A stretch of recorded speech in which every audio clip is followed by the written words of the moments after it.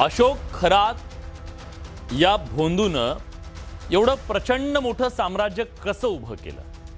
ह्या अशोक खरातनं भल्या भल्या बड्या बड्या नेत्यांना अधिकाऱ्यांना कसं गंडवलं? शिवाय एवढ्या महिलांचं शोषण करण्याची हिम्मत त्याच्यात कुठून आली आणि त्याचा फंडा काय होता? या सगळ्याचं जे गूढ आहे ते आता हळूहळू उलगडू लागलं. खरातनं जे हजारो कोटींचं साम्राज्य उभं केलं त्या सगळ्याचा तपास अंतिम टप्प्यात आलाय. पोलीस त्याच्या मोबाईलमधला कोडवर्ड उलगडण्यासाठी फॉरेन्सिक तज्ज्ञांची मदत घेत आहेत आणि कदाचित महाराष्ट्राच्या समोर येईल त्याचं कोडवर्ड काय.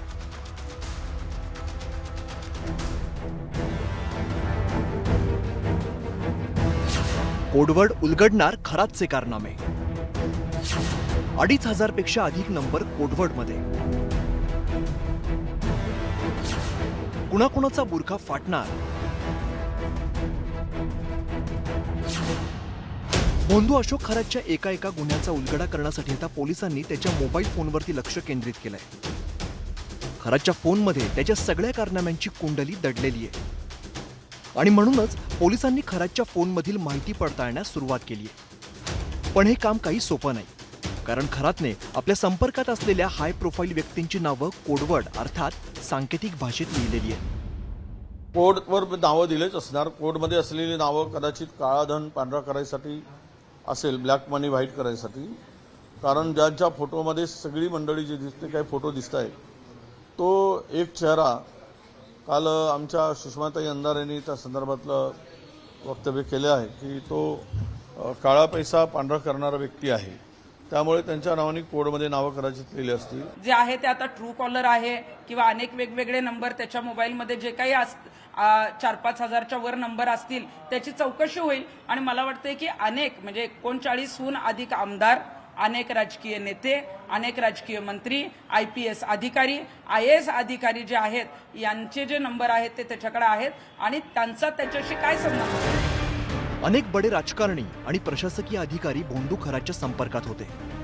त्यांनी या बड्या लोकांसाठी पूजा अर्चा केल्याचे फोटो सोशल मीडियावरती पाहायला मिळत आहे. या पार्श्वभूमीवर खरातने प्रभावशाली व्यक्तींची नावं कोडवर्डमध्ये लिहिल्याचा पोलिसांना संशय आहे. खरातच्या मोबाईल फोनमध्ये 1-2 नव्हे तर तब्बल 2,500 फोन नंबर हे कोडवर्डमध्ये लिहिले असल्याचं समोर आलंय. त्या बड्या लोकांची नावं उघड होऊ नयेत म्हणून खरातने या कोडवर्डचा फंडा वापरला होता.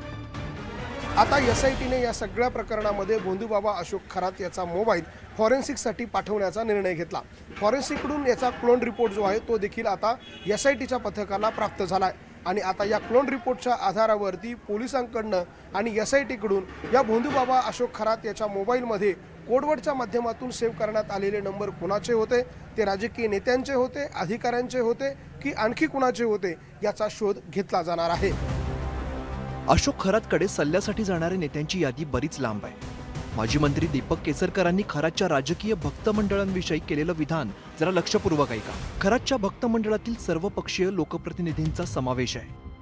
मी स्वतः कुठली पूजा केली नाही. फक्त ईशान्येश्वरमध्ये एकदा मी पूजा केलेली आहे किंवा दुसऱ्यांदा गेलो असेल तर फक्त ईशान्येश्वरमधल्या शिवलिंगाची पूजा केली आहे. त्याच्याकडे कुठलीही पूजा मी त्यांच्या वतीने केलेली नाही आहे आणि त्याच्यामुळे निव्वळ ओळख असल्याबद्दल एकाबद्दल काहीतरी बोलणं हे चुकीचं आहे. आणि एवढी लोक भेटून गेली, जवळजवळ 39 आमदार भेटून गेले, माझंच नाव का, हा प्रश्न आहे. बडे प्रशासकीय अधिकारी आणि राजकीय नेते भोंदू अशोक खरातच्या चरणी लीन होत असत. त्यामुळे काही वर्षातच त्याने राजकीय वर्तुळात दबदबा निर्माण केला होता. पण आता खरातचं बिंग फुटल्यानंतर त्याच्या संपर्कात असलेल्या त्या बड्या धेंडांची पाचावर धारण बसली आहे. कारण खरातशी असलेले संबंध ते नेते आणि बड्या अधिकाऱ्यांच्या मुळाशी येणार आहेत. अशोक खरातच्या मोबाईलमधील कोडवर्डचं रहस्य उलगडण्याचं मोठं आव्हान तपास यंत्रणांसमोर आहे. Bureau report, news 18 Marathi.